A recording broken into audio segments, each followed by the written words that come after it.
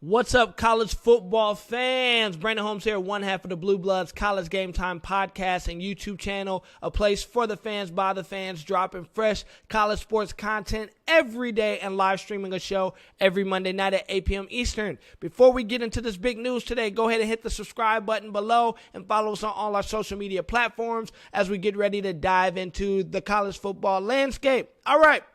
Now, this video is specifically for my Big Ten fans, but specifically my Nebraska fans and my Michigan fans and what this means for you. All right, so just the other day, the Big Ten they came out and started talking about getting rid of divisions in the league. Here's why this matters, and here's how this affects Nebraska and Michigan drastically, right? So the big thing is this. Within divisions, which we agree in the Big Ten, I hope you agree, maybe you don't, that the divisions are very lopsided. Yes, between East and West teams, the record is 77-70 towards the East, but in the Big Ten championship, where it matters, the record is 8-0 since its inception in 2014. Now, with the college football playoff the way it is, that means only 4 teams gets in. Now what can happen is some fluky win, like maybe Iowa would have beat Michigan this year, and now you don't have a Big Ten representative in the college football playoff, which means less money. Let's just be real. They're about money here. So what that also means is if it expands to 12 teams, if you have a fluky win again like an Iowa over Michigan, then that means the Big Ten, their highly favored team, who would have been the number 2 team in the country, now loses their bye off a fluke. The Big Ten doesn't want that to happen. The Big Ten is trying to keep up with the SEC. The Big Ten wants to look good. They're in the race for being the most powerful football conference out in the country right now. And they want to be the best football conference. So here's what they do with this.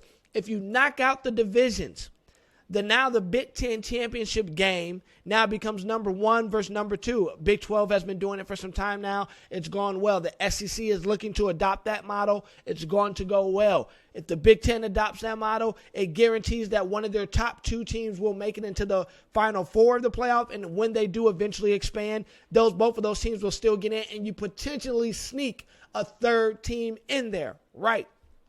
What does this mean for our teams? All right. So let me go over Nebraska first, because what's going to happen is if they get rid of divisions, there will be 3 teams that each team in the league will have to play every year, and then everybody else rotates, right? And you want to have these teams be a fairly good turnout amongst the fan bases, some rivalries, some tension, and that way, obviously, that produces some revenue, right? Because it is about revenue at the end of the day. So here it is. With Nebraska kind of being one of the newer members of the Big Ten, some of the rivalries haven't been as stout as the historical rivalries that the Big Ten has carried over the years. So Nebraska's 3 games that will stay permanent on the schedule, which are being predicted right now, would be Iowa, Maryland, and Wisconsin.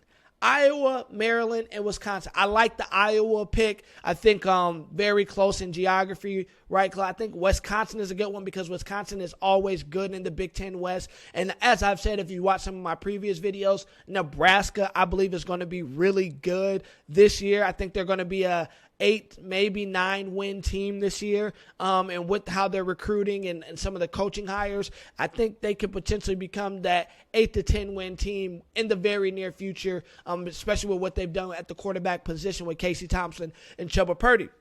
Now, the Maryland one, I think that's just you're getting stuck with Maryland because you guys are both new. It'll probably create some type of new rivalry. It also appeals to the East Coast donors.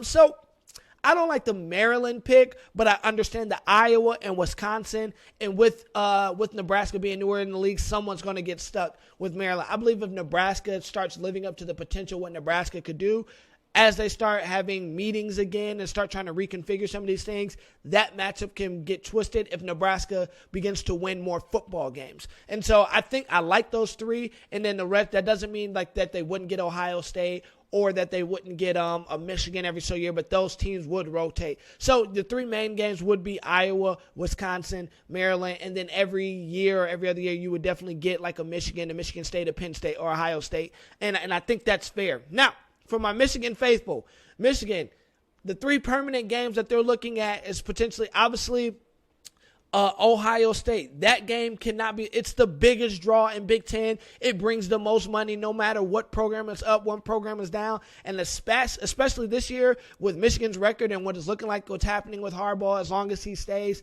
Michigan and the college football landscape was in the top 10, I think posted 5 to 6 of the top rated and highest viewed games. The alumni base is huge. The viewership is huge. People love watching Michigan win. People love watching Michigan lose. So there's no way they're getting rid of the game. The game is going to be permanent, as well as Michigan State. That's a big rivalry. The Paul Bunyan Trophy. It's always going to kind of stay there. And then they're saying Minnesota with the Little Brown Jug.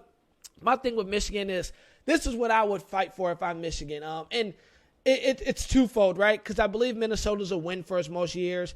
Michigan State, what Mel Tucker's doing there, I'm excited for what he's building in that program and bringing that rivalry alive. Feels like the D'Antonio years all over. And obviously Ohio State is Ohio State. Part of me kind of wants to get rid of Minnesota and bring Penn State as that permanent, because Penn State's always going to be one of the top 3 to 4 teams in the league every year. They're the only other team that recruits on the level of Ohio State. They just signed James Franklin to that 10-year deal, so he's going to definitely be there for a while.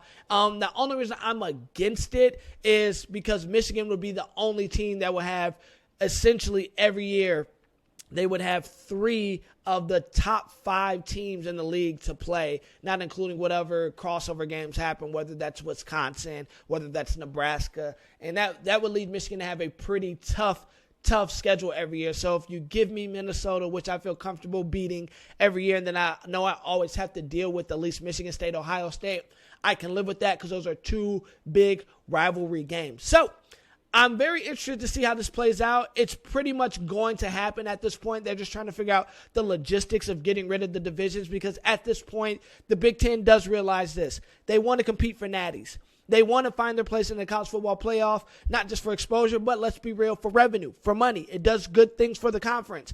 And obviously, when the playoff is going to expand, I don't know whether that's by 2026 or a little longer. I expect it sooner than later. I believe this divisions, where they're getting rid of divisions, is the start of the college football playoff expanding.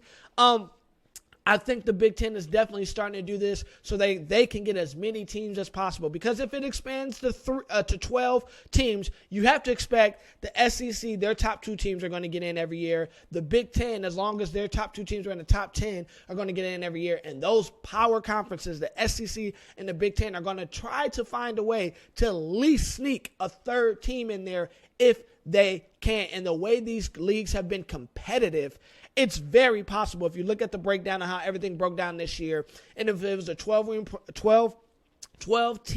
playoff and the Power 5 conferences got automatic bids that left you 7 more teams, I believe possibly 4 out of those final 7 would have been SEC and Big Ten teams this year. And I think that's just the route we're going. So, Nebraska fans, Michigan fans, let me know in the comments what you think about this divisional breakdown where they're getting rid of divisions. How do you like it? How do you feel it impacts your team? Once again, Brandon Holmes here, one half of the Blue Bloods College Game Time podcast and YouTube channel, a place for the fans, by the fans, dropping fresh college sports content every day and live streaming the show every Monday night, 8 p.m. Eastern. Until next time, fans, peace.